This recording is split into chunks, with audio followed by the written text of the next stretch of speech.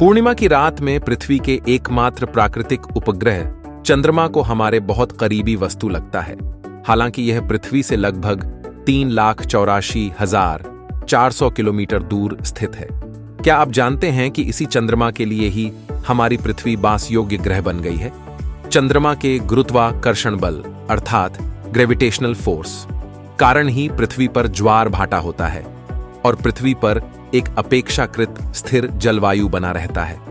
अगर चंद्रमा नहीं होता तो हमारी पृथ्वी पर मौसम परिवर्तन बहुत ही अत्यंत होता, अर्थात कोई स्थान बहुत ही अत्यधिक उष्ण स्थिति से बहुत ही अचानक लंबे बर्फीले युग में पहुंच सकता। ऐसा हो सकता था कि पृथ्वी पर कोई जीवन का सृष्टि होती है नहीं। लेकिन क्या आप जानते हैं कि चंद्रमा का जन्म पृथ्वी के निर्माण के साथ साथ नहीं हुआ था? पृथ्वी की सृष्टि के लगभग 100 मिलियन वर्ष बाद एक आश्चर्यजनक ब्रह्मांडीय घटना हुई थी, जिसमें नया पृथ्वी और प्रोटोप्लैनेट थिया के बीच विभात्स हुआ एक संघर्ष के कारण अर्थात इंटरप्लैनेट कलिशन के माध्यम से चंद्रमा की सृष्टि हुई थी। नमस्कार दोस्तों, विजडम ऑफ साइंस चैनल में आपका स्वागत है। इस वीडियो में हम जानेंगे कि पृथ्वी का एकमात्र प्राकृतिक उपग्रह चंद्रमा की रचना के पीछे साइंटिफिक थ्योरी क्या है।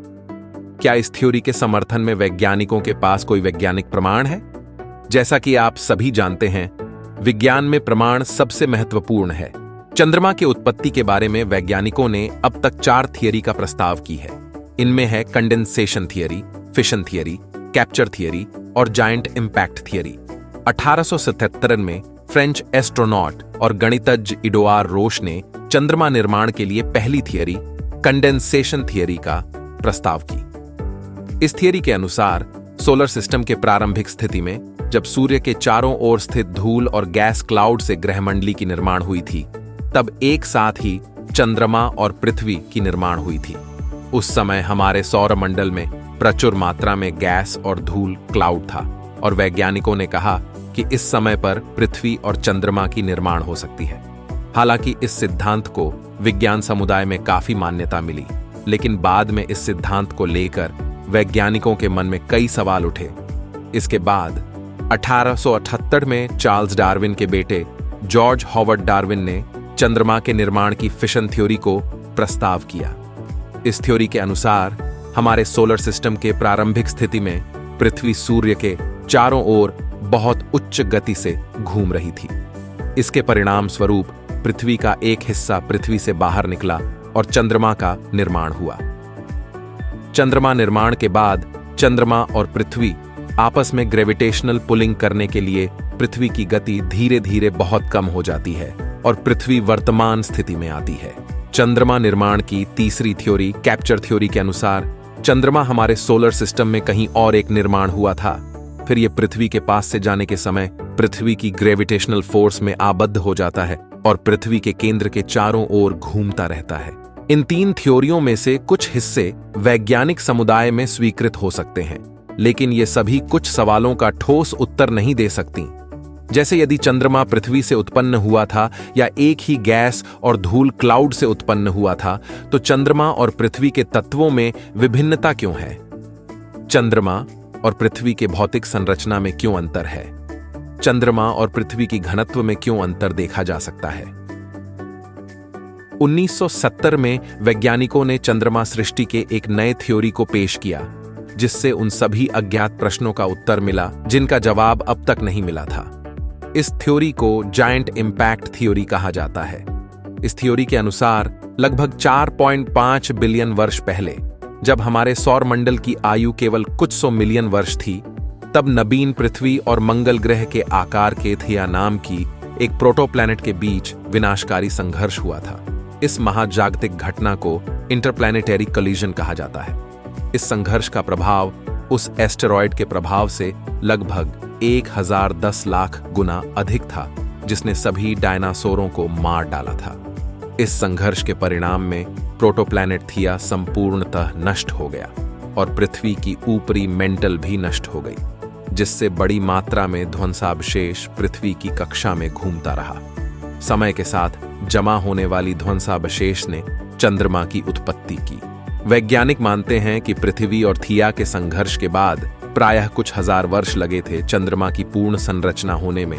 हालांकि इस टाइम फ्रेम पर वैज्ञानिकों के बीच मतभेद है। कुछ दिन पहले कुछ वैज्ञानिकों ने एक कंप्यूटर सिमुलेशन करके सिद्ध किया है कि पृथ्वी और थिया की टक्कर में चंद्रमा का पूर्ण निर्माण कुछ घंटों के भीतर ही हो गया था। जायंट इंपैक्ट थ्योरी के अनुसार चंद्रमा का निर्माण पृथ्वी और थिया के बीच हुई एक संघर्ष में सृष्टि हुए अवशेष से हुआ था। इसलिए चंद्रमा के संघटन सामग्री और घनत्व पृथ्वी से अलग हैं। यह दोनों पृथ्वी और प्रोटोप्लैनेट थिया के संघटन सामग्रियों का मिश्रण है, जिसमें चंद्रमा की संरचना में प्रोटोप्लैनेट की सामग्री का अधिक योगदान है। अगला सवाल यह है कि क्या पृथ्वी और थिया की टक्कर का कोई अन्य प्रत्यक्ष प्रमाण है? जैसा कि मैंने पहले कहा कि विज्ञान को प्रमाण की आवश्यकता है। बिना प्रमाण के कोई भी थ्योरी अच्छी तरह से स्वीकार नहीं किया जाता है। यदि पृथ्वी और थिया टकराए तो क्या थिया का कुछ भाग पृथ्वी पर मिलना चाहिए? क्या पृथ्वी का कोई भाग ऐसा है जिसकी संरचना और घनत्व वास्तव में पृथ्वी की संरचना और घनत्व से भिन्न है? लगभग 1 सदी पहले भूवैज्ञानिकों ने पृथ्वी के आंतरिक कोर के ठीक ऊपर बाहरी कोर के आवरण में तैरते हुए 2 विशाल सुपरप्लम की खोज की थी, जिसकी संरचना एवं घनत्व पृथ्वी से भिन्न है। इन्हें LLSVP यानी large lower shear velocity provinces कहा जाता है। 2 सुपरप्लम हैं, द अफ्रीकन LLSVP और पैसिफिक LLSVP। ये सुपरप्लम 8000 किलोमीटर से अधिक चौड़े हैं और पृथ्वी के आयतन का लगभग 6% प्रतिनिधित्व करते हैं। इनकी संरचना, सामग्री एवं घनत्व पृथ्वी से भिन्न है। वैज्ञानिक पृथ्वी के बाहरी कोर के आवरण में स्थित रहस्यमय सुपरप्लम्स की उपस्थिति की व्याख्या करते हुए कहते हैं कि वे पृथ्वी का हिस्सा नहीं हैं। LSVP प्राचीन थिया प्रोटोप्लैनेट का हिस्सा है। इनमें आयरन ऑक्साइड की मात्रा अधिक होने के कारण इनकी घनत्व पृथ्वी से अधिक है। इसलिए LLSVP कभी भी पृथ्वी की आउटर कोर के मेंटल के साथ मिला नहीं करते।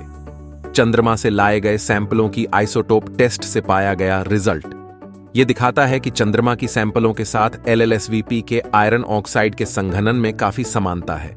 हालांकि पृथ्वी के संरचना के साथ LLSVP के आयरन ऑक्साइड की कोई समानता नहीं है, इसलिए ये अंश किसी भी तरह से पृथ्वी पर बाह्य से आए हैं। LLSVP इतने बड़े हैं कि यह किसी एस्टेरॉयड के इंपैक्ट से नहीं बन सकता है। इसके लिए कोई विशाल कोलिशन की आवश्यकता है।